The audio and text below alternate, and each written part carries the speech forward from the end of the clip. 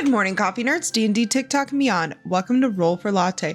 Here we let the fates decide our morning coffee. This series is inspired by Roll for Sandwich, as made popular by Adventures in Ardia. Let's roll. Today we are using these red and blue clear dice from Level 1 Game Shop. Shop small and local. Getting right into it with our D8 espresso roll. 5. Rochester. Rochester Brewing and Roasting Co. was born in the summer of 2017 when 3 friends decided to combine their passion for coffee and beer to create a gathering space. Both of their locations are places for members of the community to build togetherness.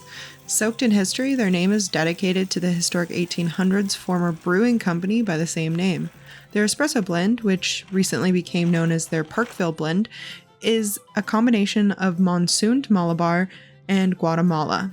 It has a beautifully bold, sweet taste of marzipan and bitter chocolate. It is simplistically a delicious coffee that, even with the old roast date, is hard to pull a bad shot with. Okay, now how are we going to style this one? 3. Blended. Our hot streak is officially over. Can we blend it? Yes, we can. But before we start building, let's figure out our vessel. 5. Mason jar. A very fitting vessel. We'll just tuck this back here. Time for our D20 wild magic roll. 14. Soy sauce.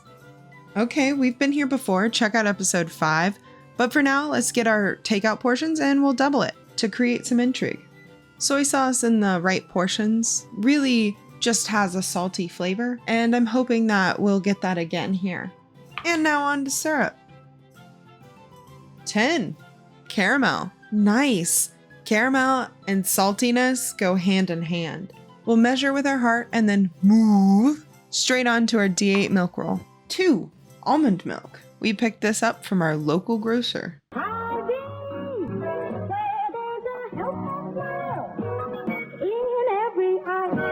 We'll go ahead and portion about 8 ounces in there. And okay, we read the comments.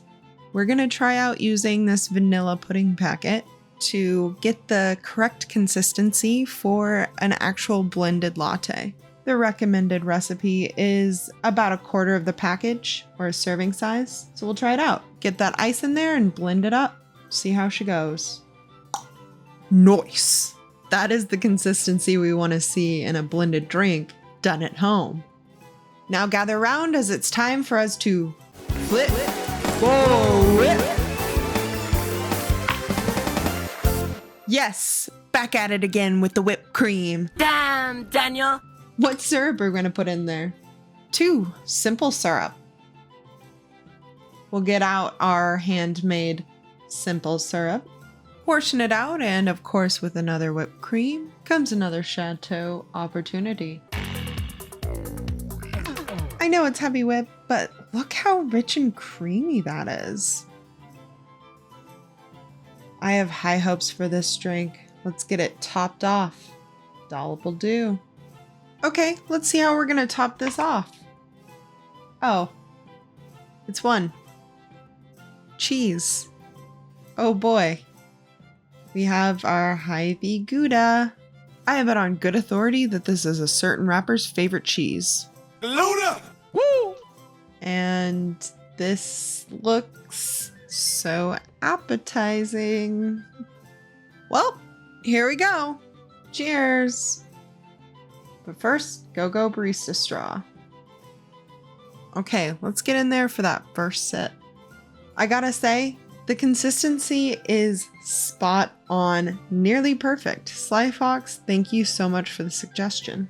The soy sauce, maybe a little too much, but the caramel is a nice blend there. Whip and sip?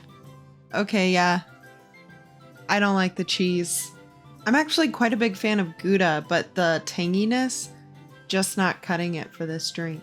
While I do appreciate the creaminess of the almond milk, I am missing a bit of sweetness. The chunks of cheese. Honestly, towards the bottom, it was very chewy. Go in for a last sip.